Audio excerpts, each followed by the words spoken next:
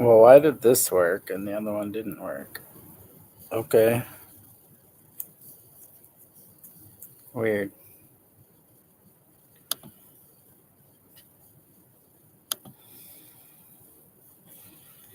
All right. Well,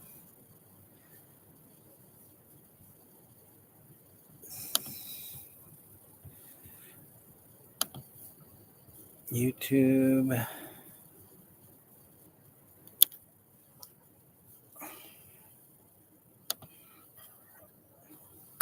We got some people here.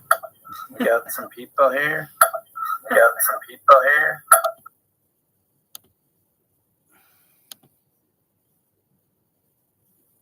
What's the other one? My channel.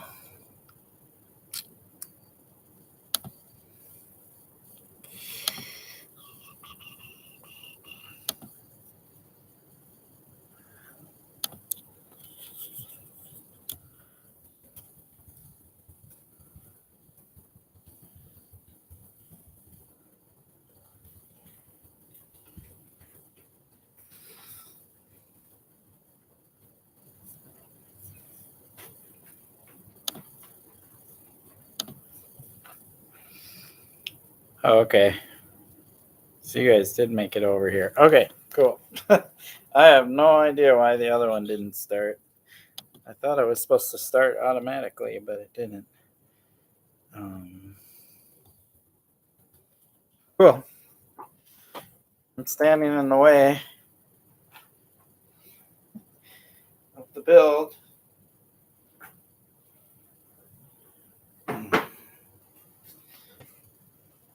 So at any time, if you want to ask questions, go for it. But I'm just going to talk a little bit about what I have for this build already. Yeah, it's got the, and hi Pat.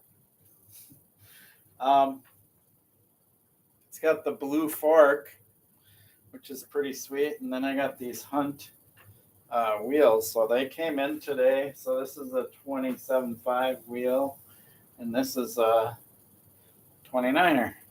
So full on mullet. And I got a couple other parts I'm going to show you in a minute, but I just wanted to go through here. I can put this stuff aside. The handlebars are not what's going to go on this bike. These are just some bars I had laying around that came off of my Salsa Rustler, and I just threw them on here so I could have the fork on here. I don't even have the race fully pressed in yet. I have to take it to a shop or something and have that done right because I don't have the right fitting to press the race in. And I didn't want to do the old screwdriver and hammer and ding everything up. Nice. The Onyx. Yeah, this is the Sapphire D1. So more of a trail rated fork. The cool thing about this fork is it can go from it can be adjusted from 120 to 140. It's actually in the 140 setting right now, which is probably going to be a bit too much on the front end with a 29er wheel, but we'll see. But I can take it apart, and there's a couple of little spacers, so I can go 140, 130, or 120 on it.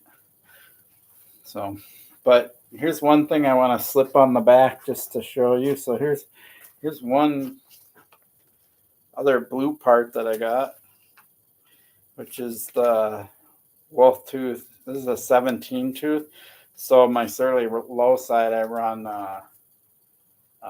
3217, and since the rear wheel is going to be the same size, I figure this gear will be the right one. So I was just going to slide it on there. I don't have the spacers in there, but we can kind of get an idea what it'll look like.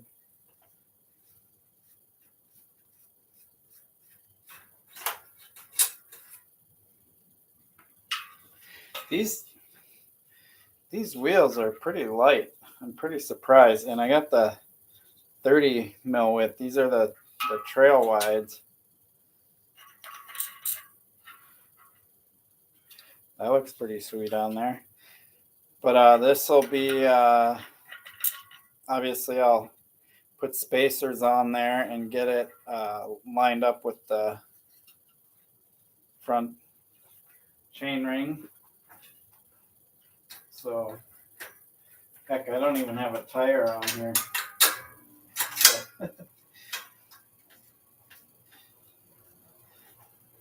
Can you see the chain ring even in the video? Oh, you can hardly see it, can't you? It's there.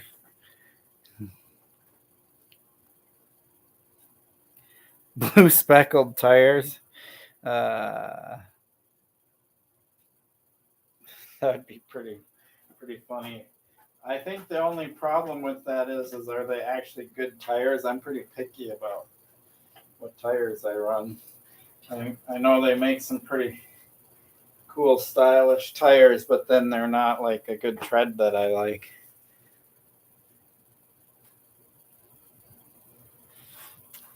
Yeah, I can try at least getting a little more light. Oh, that's like too much light. Yep.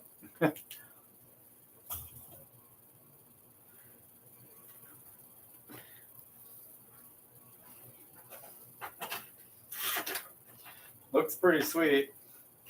Just a little touch of blue back there, so we'll have yellow, black, and blue. All right.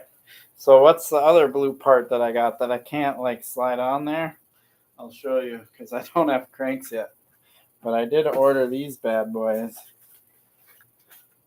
The like overexposed. These are the wolf tooth. What do they call them again? Oh, waveform pedals.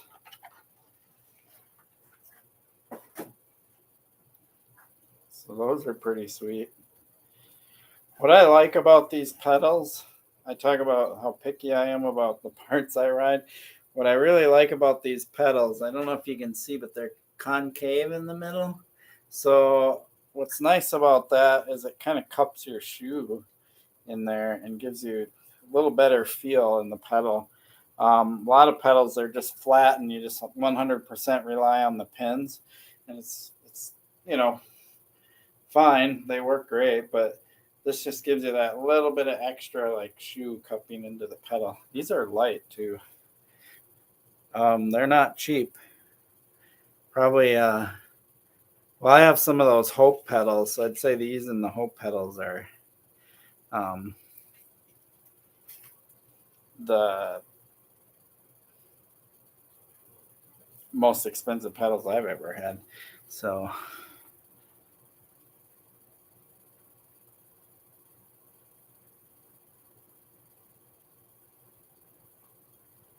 yeah,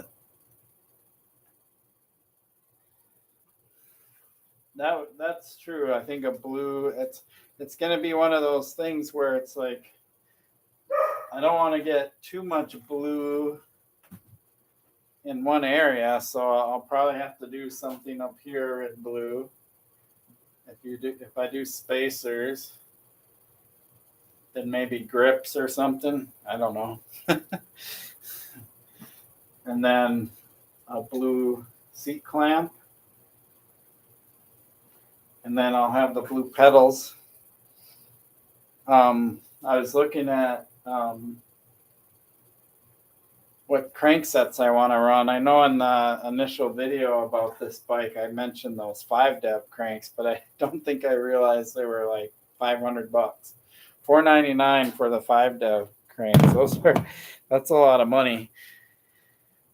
The new, so I put a 60-second delay on commenting just so I don't get too bombarded. So if it's taking your comment a while to come up, that's why. Yeah, I'm looking forward to riding them. And well, of course, Pat, you're somebody I ride with every once in a while, so you can get a chance to try them out if you want. Cool. So that's pretty much what I have today. So the Hunt Trail Ride wheels. It's kind of cool because you can order them in the mullet style, which is nice. I mean, a couple other companies, you just order individual rims, a 29er front and a 27.5 back, but this was cool because they come as a set. And then, so I still, this isn't going to be the stem and bar I use, so I still have a stem to get and a handlebar. I really like, here, I'll pull my rustler over here. Maybe. Oh, tight quarters. So this is the profile helm stem. They're US made. And I really like these. And this is a 35 clamp. So I might go one of these on this bike since I like it so much. 40 mil, right? Is this 40 mil? Yeah. 40 mil. So we'll see. But I could go blue stem. But if I go blue stem, then I don't want to go blue spacers because that'll just be too much blue all in one area. And then, oh, the other thing on this is actually what I'm thinking of doing because I really like these bars. These are the Chromag bars, OS X35s. What I like about the Chromag bar, somebody commented and said I should get the new PMW range bars, but they're going 10 degrees sweep, and I don't like that much sweep. And the Chromag bars are less sweep. This is not working out so well. There we go. So I'm going to talk a little bit about sweep since you're all here. Raceface makes the, yeah. I was actually thinking of getting one of the Raceface cranks I was thinking is the turbine. I really like the turbines. I have the turbine cranks on my low side, and I really like those. So I might do turbines on here. That'd be cool. They're light and they're pretty strong. I haven't had an issue with them on my low side, and I do a lot of trials and drops and stuff on that bike, and it's a fully rigid bike, so the cranks hold up for that. I was going to talk about sweep. So I know in the, all the marketing and stuff, they try to tell us that more sweep is better, but it actually really matters how you ride. So if you look at how my elbows are out a little bit, I don't know why that is. It's probably because I have wider shoulders or whatever, or probably because I rode BMX for so long. In order for my hands to turn like this, I got to bring my elbows in. And I don't feel comfortable like that. That doesn't, if I'm going wide bars and I'm out here and my elbows are out, my hands are almost they're barely swept back. So I actually feel way more comfortable with almost flat bars. I would love a handlebar that has only a 3 or 4 or 5 degree sweep, to believe it or not. So not all bodies are created equal. So I don't like it when the mountain bike industry or any part of the bike industry says, oh, this is better for you. It's well, it works for some people, but it doesn't work for everybody. So, yeah. So I found these Chromag OSX bars to be really comfortable because they don't have a lot of sweep, and P&W bars tend to have a little bit more sweep. And I can get the Chromag bars that have a little bit of blue graphics on the front. Here, I'll show you these real quick. So these have purple graphics, but I could get these bars that have blue graphics on it. That might be kind of cool.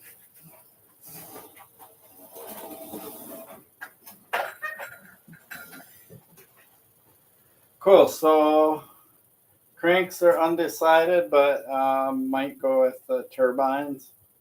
And then obviously the blue wolf tooth pedals would be pretty cool. That's kind of where I'm leaning. The turbines are under $200, and they're a really good crank.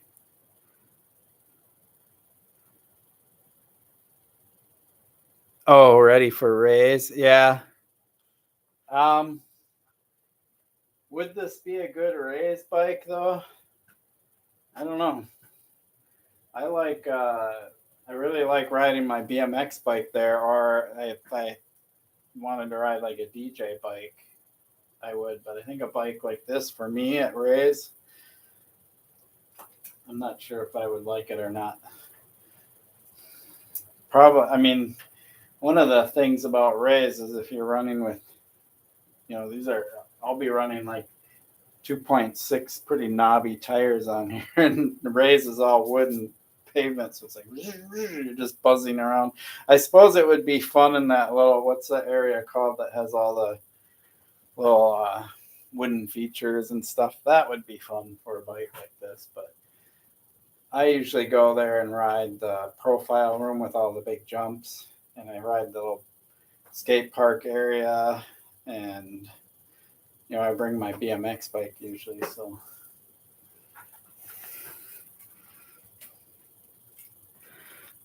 some blue valve stems.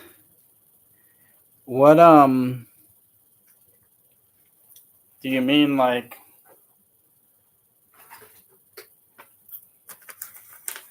By the way, these reserve valves are so nice. Like, when you say stems, do you mean the cap part or like this part right here? Of course, you won't be able to answer for about almost a minute, but yeah, clarify that.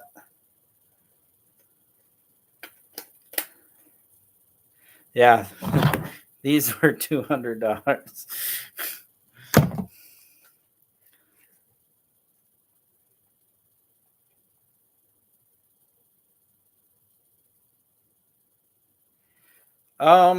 Single speed. There's just, have you watched some of my videos when I ride my low side and how like jazzed I get on how like pure it is and how core it is? And keep in mind, I come from having ridden BMX. I started racing BMX in 1980, and I've always ridden BMX bikes. So jumping on a single speed, and as long as the gearing's set up for that particular trail, there's just something super pure about it. It's pretty awesome. My plan with this bike, though, I don't know if you watched the video of the intro to this, but I'm gonna start it off as a single speed. Really, what I want to test is whether I like a mullet build or not. I'm gonna start it off as a single speed, but I want to test out different drivetrains. I already know kind of how Advent X works, which is a 10-speed drivetrain, because I put that on my previous fat bike. What I'm kind of curious about is Box 9 maybe, and see if I like Box 9, because apparently Box 9 is 9 gears, but they're spaced and set up to be like, I don't know. I hear a lot of people brag about it, so maybe I'll experiment with a couple different drivetrains, and then I can do some videos on that. So, but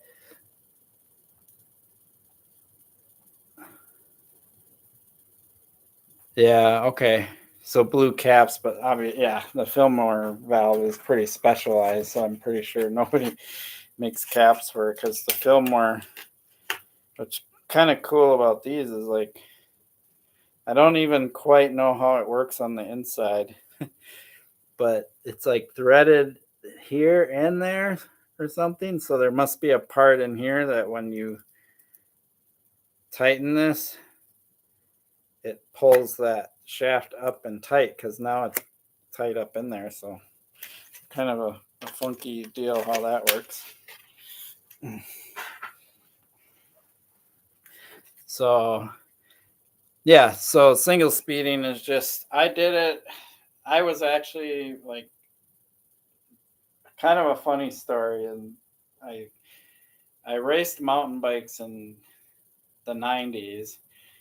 By the end of the 90s, I kind of I burned myself out because I was racing mountain bikes all the time. I was racing BMX on the weekends, and I just got burnt out on racing. So around 2000, that's when I first got into software engineering and started working. So I really focused on that. And I rode my bike, but I just wasn't super hardcore about it for a few years. And then I started getting back into it, and I had a Schwinn Moab, like a 99 or 98 or something. And I was riding it with a friend of mine on some trails. I don't even remember the trails. I think it was like the farm trails or whatever. They're out in Chaska or something. And a stick came up, got caught in the rear derailleur, and I was just, I don't know, I just was like, just kept pedaling to try to pedal through, and I literally ripped the hanger and everything off. So then I got the hanger replaced, got it fixed and everything. And then like literally 2 weeks later, I did it again. And somehow I hit a rock or something. And at the time, I actually bought a new frame. And so I was building all the parts over to the new frame, or putting all the parts on the new frame.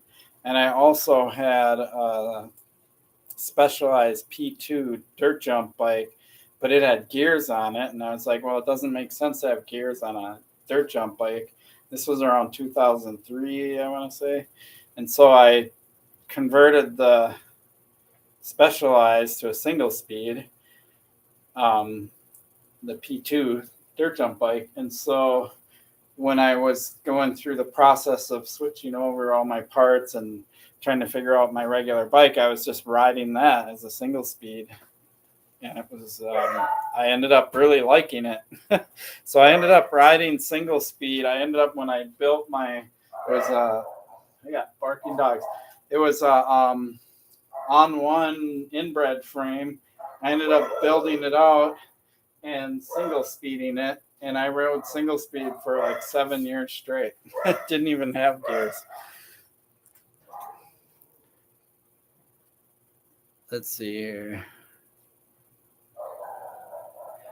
Oh, the box stuff. Yeah, I have two, but you think 9 gears, is it going to be enough? But it's actually my friend Tony Kofakis or whatever. He's the one I bought the fork from, the Sapphire D1 fork. He owns that shop in Wisconsin, the Creaky Wheel.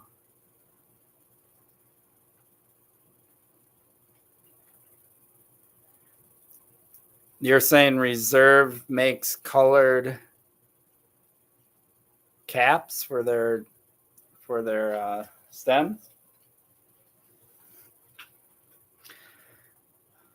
Oh yeah, I'm pretty much caught up. So anyway, that's my single speed story. I sucked at knowing how to shift right and everything, and when I started riding single speed, my mentality was, okay, you get to a hill, you just stand and grind up the hill, like it was no big deal.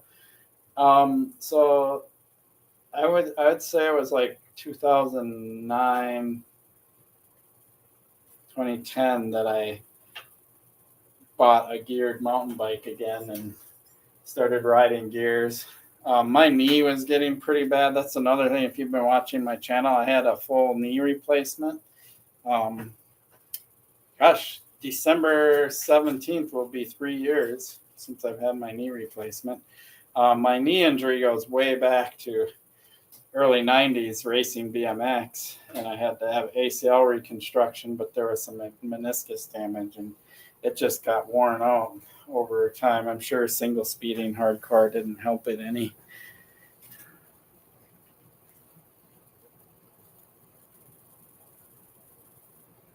On farm bikes, nice. Oh, cool. So maybe I'll look into that and see. That would be kind of cool. So it would just be the cap, because I'm sure I'm gonna use these reserve valves on this wheel set. The wheel set came with valves, but they're, I don't even know.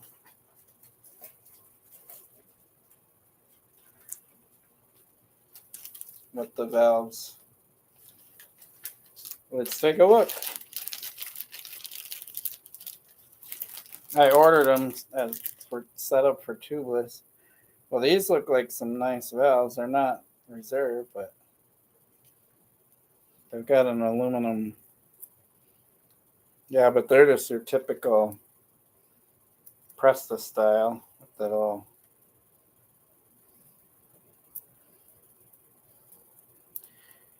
Yeah, I wonder if these would get clogged really easily. It definitely doesn't seem like there's a lot of room for air to go through there. Oh, these caps are kind of cool. That must be for doing the, yep.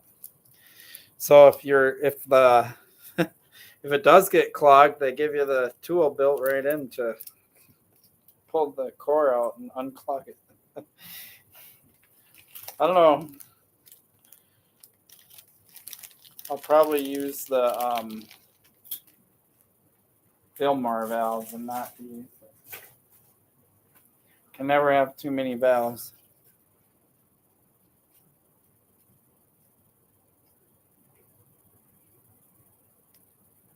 Cool.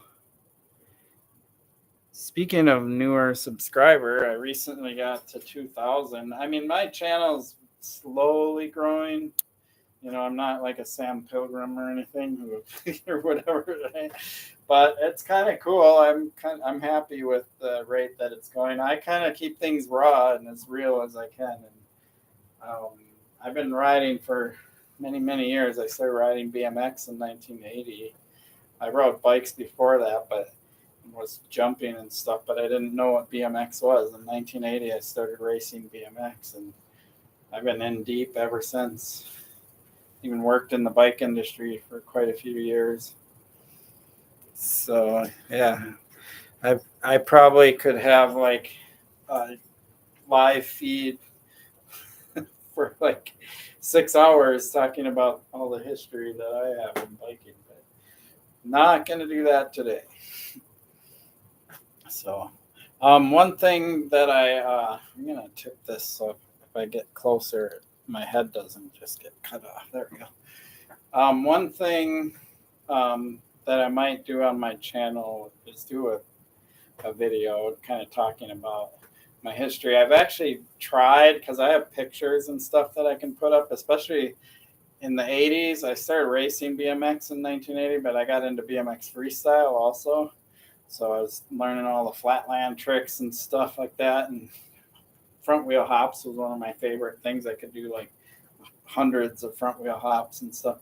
But you know, throughout the 80s, it was a combination between racing and doing kind of the 80s freestyle thing for a long time. And then going into the 90s, I started to run. I got hired at a shop called Twin City BMX. It was a BMX shop. And then I ended up being the manager there, and I went into more like street riding and that kind of riding for BMX. And that's when I got into mountain bike racing. So I think it was 94. So I've been doing this stuff a while.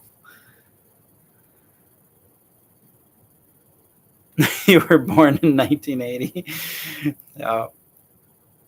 That's not too far apart. I mean, I was 12 when I'm 55, so that would mean you're what, 42? Did I guess that right?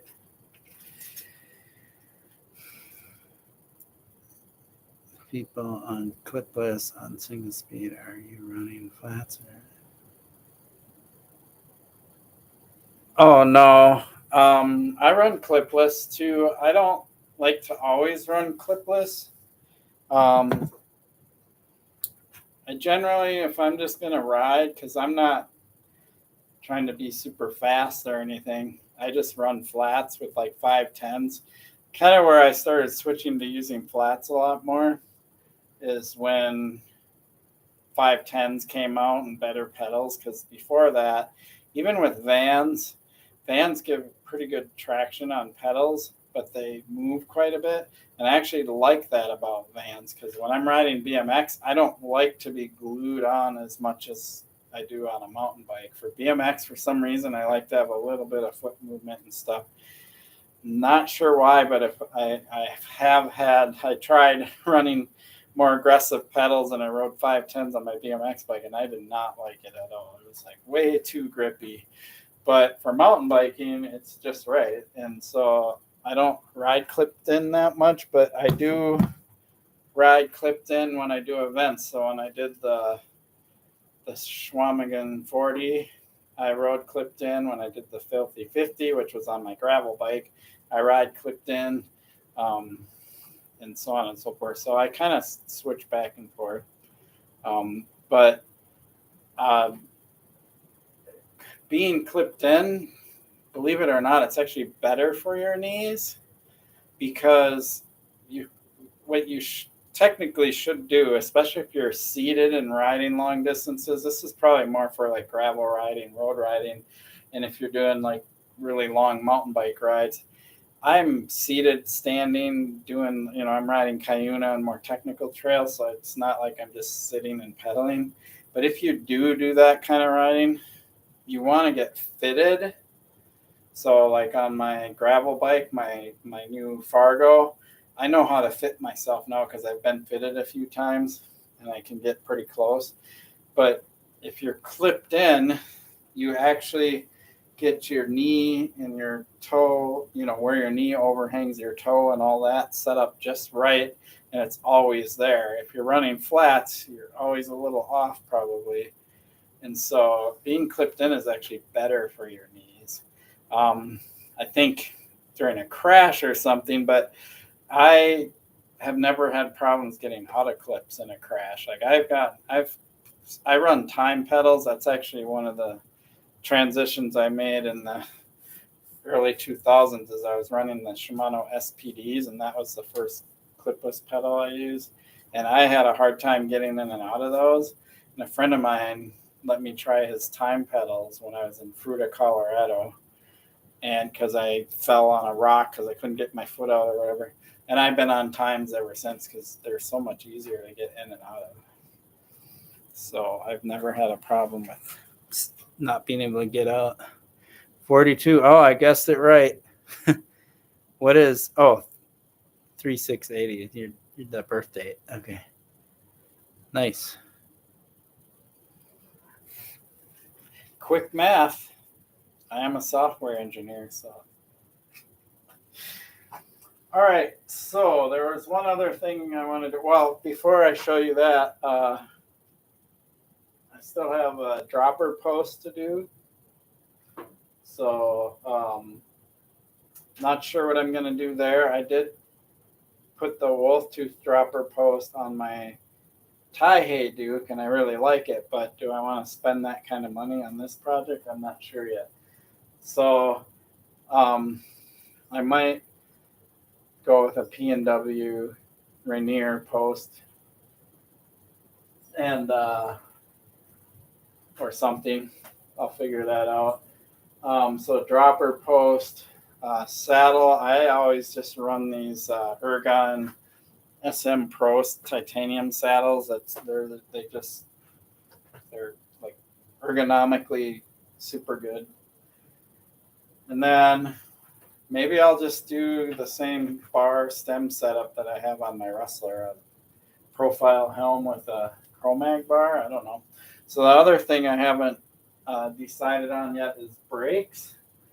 I was looking into the Magura MT Trail Sport brakes, and what they are is they're a 4-piston front and a 2-piston rear, which is an interesting concept. But if you think about it, you have a lot more braking coming from your front wheel, and having only 2 pistons on the rear gives you the ability to modulate better because it's not overpowered. So I kind of like that idea. So I might try those Magura brakes with the 4-piston front. One of the things about Magura that gets a little funky is that they use a 2 millimeter width rotor versus SRAM and Shimano, which use a 1.8 millimeter width rotor, and apparently that makes a big difference. So I'll have to get the SRAM makes a 2 millimeter wide rotor now, like it's a newer one that has some heat dissipation, but we're talking a single speed that isn't bombing down mountains, so I don't think I have to worry about the heat so much. But and Magura makes some rotors that for those brakes, so I might have to do the whole deal. Oh, that's a good idea. So like if I do a P&W post, just order it without the lever and then do a blue wolf tooth dropper lever. Yeah, I like that idea. So I'd have, I'll just have to make sure I don't get too much blue in any one area or it'll look funny, right? It's kind of nice when it's just kind of specked around the bike like it is. So if I had black cranks, black chain ring, blue seat collar, black post, black seat obviously, maybe a blue stem, and then black bars with the blue, subtle blue graphics on them, and then a blue dropper lever, and then just run black grips or something. I don't know. That would be pretty slick. It might be cool.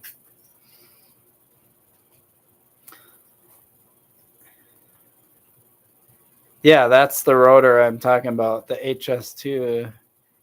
Oh, you missed the Ice Tech from Shimano. Yeah, I have the Ice Tech on my Rustler here. So I have the XT 4-piston front and rear with the Ice Tech rotors. They're nice. It makes sense to have them on the Rustler because that bike I actually, I might take it out west. I might do some more hardcore or more longer descents and stuff. But honestly, for like the trails that I ride around here in Minnesota and even Cuyuna, there isn't any real long sustained downhill sections where I just feel like the brakes make that big of a difference as far as cooling goes. We'll see. I'll probably try those SRAMs. Do they work pretty good, or do you just think they, like, what's their difference between the SRAM and the Shimano Ice Tech?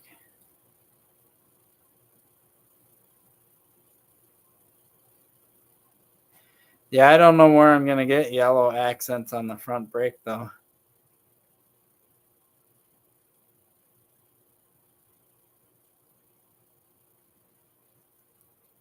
Yes. This it was funny because when I got my Thai Hayduke, I didn't even like when I had this frame laying around, I'm like, somebody actually I had a few people ask me if I was selling it, and I'm like, nope. I love the geometry of this frame so much. I'm glad I kept it because now I can do this experiment. So here's kind of the experiment. It's the mullet, right? So I have 3 things I can experiment with. I can experiment with having a 29-inch front wheel, 27.5 rear, so the mullet thing. And I can experiment now because this fork's adjustable from 120 millimeter, 130, 140, so I can play around with that and see how the steering is. It's a 44 offset, I think. And then what was the third thing? Oh, the third thing is I'll try. I'm probably gonna just try box 9 once I single speed it for a while. So that's gonna be a while, obviously, because that will be, I'll ride it once spring thaw is done, which is like April. So this bike isn't even gonna get to be ridden until April, unless I go to Bentonville and I bring my Rustler and bring this. That'd be cool because last year when I went to Bentonville, I brought my Rustler and I brought my DJ bike. Maybe I'll do my Rustler and this bike. That would be kind of cool.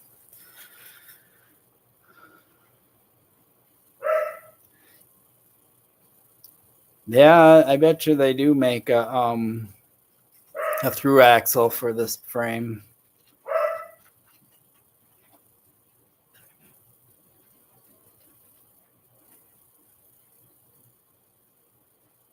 Oh, you actually prefer the feel of SRAM. Okay.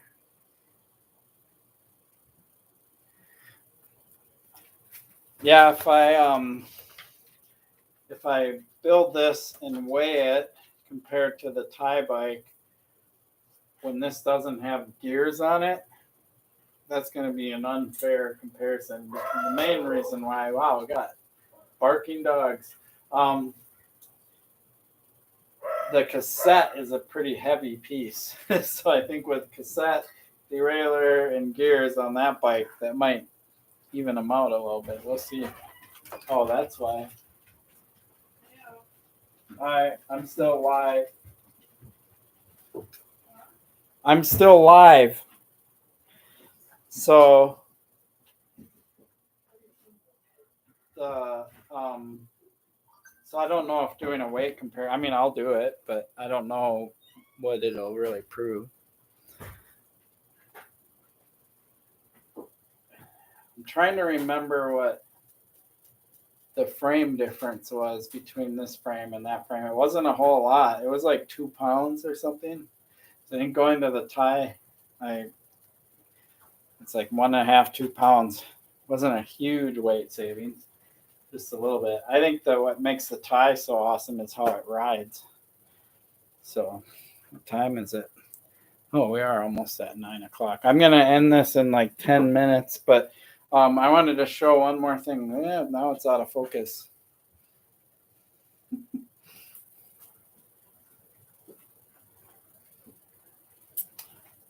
Why did it go out of focus?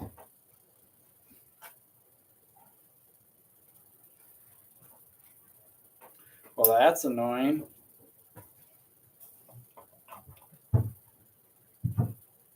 Oh, that fixed it. So this guy, I wanted to talk about this. I got the Hero 11 Mini. So here is the Hero 11 Black. And again, if you've been watching my channel for a while, what happens is I'll run this on the chest mount, and it'll be like 80 degrees out or something, and I'll sweat and get sweat on the lens. It'll ruin my footage. I have run this on my helmet and gotten it angled right and stuff, but it's really heavy and makes my helmet want to always fall forward. So I'm really excited. My last video, riding video, riding Theodore Wirth in the snow, I used this, and it was mounted to my helmet.